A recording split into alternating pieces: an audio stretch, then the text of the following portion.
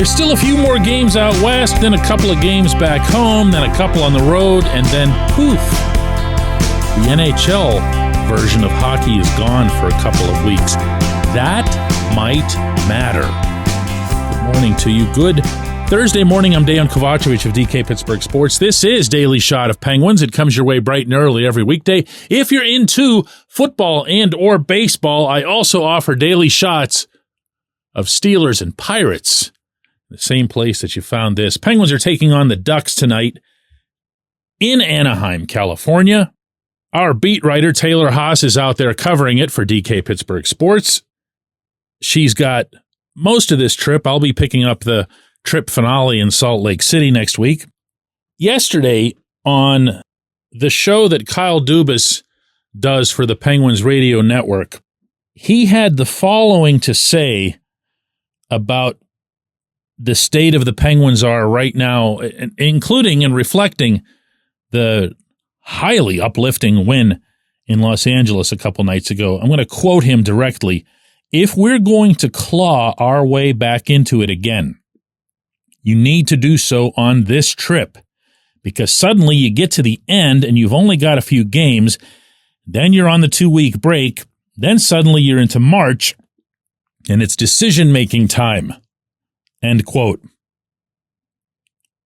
So let's do some math here. There's just a handful of games left between now and the Four Nations tournament. The NHL does shut down for a couple of weeks. The Penguins come back. They play a handful of games, and then the NHL's trade deadline, to which Dubas alluded by calling it decision-making time, is March 7. That's not very long from now. The Penguins are 20, 21, and 8 for 48 points. That puts them 4 behind the Senators, who hold the 8th and final playoff position. That doesn't mean all that much. Not in a good sense, not in a bad sense. Not in the good sense is that the Penguins actually have games in hand on most of the teams in this pack. So they're actually third from last in the East when it comes to points percentage. But there's also a pack of 10 teams, 10 of them, separated by 8 points, going from the Lightning, 6th place team, all the way down to the Islanders as the next to last team. Now, I look at this pack and I have mixed feelings galore. I have no idea who to take seriously out of this group, except for me, the Lightning. I'm not really sure what that team's been doing, hovering around this pack all year with the roster that they've got, with the goaltending that they've got, with the Victor Hedman that they've got, and with Jake Guentzel actually having represented an upgrade over Steven Stamkos, which is the main, variable that they had going into this season.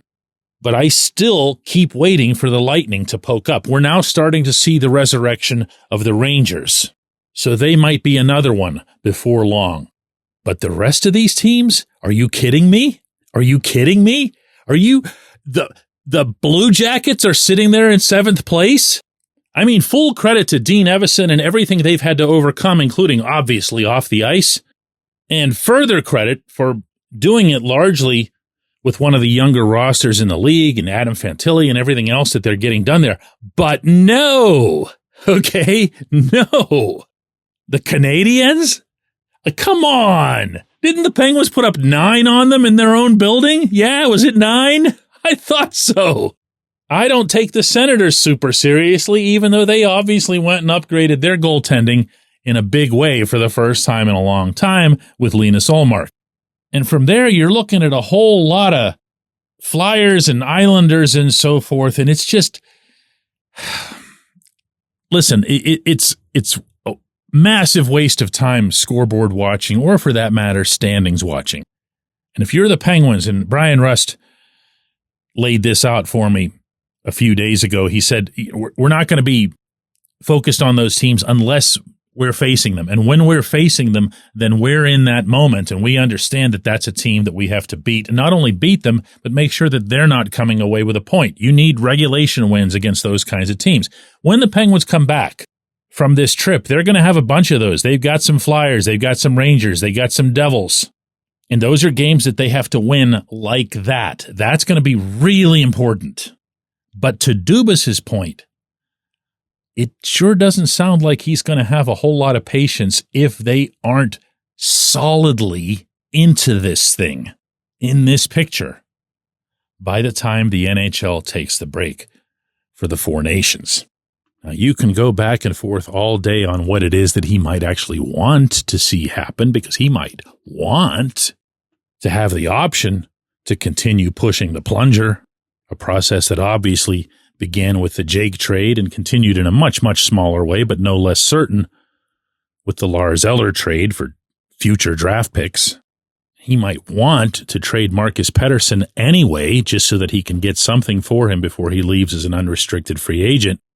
But let's just say, hypothetically, and I know nobody's going to want to hear this, especially after how well they played in LA, but let's say that it just suddenly goes south, like crazy south. What could Dubas do? What are his options? Some of his most expensive guys are also among his very best performers right now. What does that version of the plunger look like? Yeah, something to think about. I will share this with you, though, before we go to break. The players in that room are beginning to believe in each other. They're beginning to believe in what they can do collectively. And the more that they have outings, or even close to outings like the one against the Kings, the more they feel like, hey, if we can just get into the playoffs and we get ourselves some goaltending, we can do damage. We can do damage. But that belief won't mean a thing, very obviously, if they don't move themselves into a better position, and soon. When we come back, J1Q. This episode is brought to you by Bet Online, your number one source for all your summer sports needs this season, from Major League Baseball, golf, NHL, NBA playoffs. Get the latest odds and lines, including all team matchups, player props, odds on just about everything that's out there. Head to the website today or use your mobile device to get in on the action. Bet Online, where the game starts.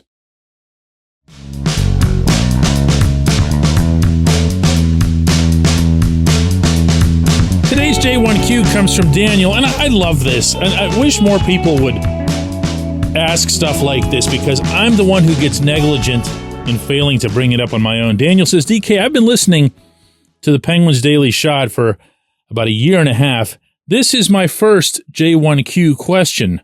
What the heck does J1Q stand for? I love this. It's just one question, J1 and Q. I also get a lot that comes my way about, oh, how can I actually ask you one of these questions? The correct answer to that is however it is that you want.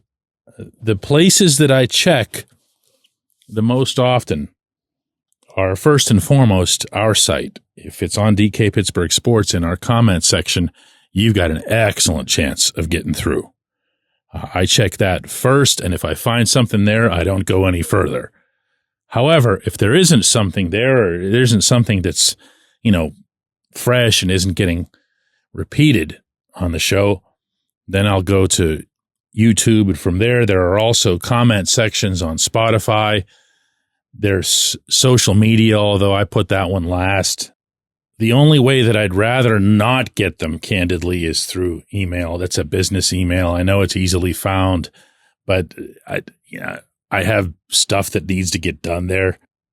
So, yeah, it's just one question, and the way to ask is primarily through our app and site at DK Pittsburgh Sports. The part that's cool, and again, the part that I'm not doing well enough in keeping up with, is that we're constantly getting new listeners to the Daily Shots, new viewers to the double shot of Steelers that I do in the afternoons. And because it's online, unlike old school radio and TV where they just basically have to do these made up estimates of how many people are watching, you can see the numbers and they don't lie. There's amazing specificity to the numbers that are available to you. And we can see the extent, at times the extreme to which these shows are growing. Right now, the Penguins are the only one of Pittsburgh's 3 teams that are playing, obviously. But I've even found, and some of you might find this interesting, that it doesn't matter too much, meaning it doesn't have that much of an effect on whether the numbers go way up or way down. What I've gotten back from people is that they appreciate just knowing that the shows are going to be there the next morning, no matter what. So it's that reliability factor that ends up making an even bigger difference than, did they win last night or did something big and newsy happen? And I'll share one other little show-based thing here before we go today. And I'm going to call those of you out who fall into this category. We have a lot of Canadians, like a lot. And again, you can see all of this in the metrics that come in. And while I understand that there are a lot of Penguins fans north of the border, and that goes coast to coast in Canada, I also know, based on some of the comments and responses that I get from up there, that some of you you're just nuts. Like, you can't get enough hockey. You're Maple Leafs fans, in which case you have my ultimate sympathy. And maybe you've already listened to 5 Maple Leafs podcasts in the day, and it's still not enough for you because you're such a hockey junkie that you have to go listen to the weirdo in Pittsburgh for more. But that just tells me, it's not anything I didn't know. I feel like I've spent a quarter of my life in Canada. But it's still really, really cool, and it's appreciated here. Let's do another one of these tomorrow.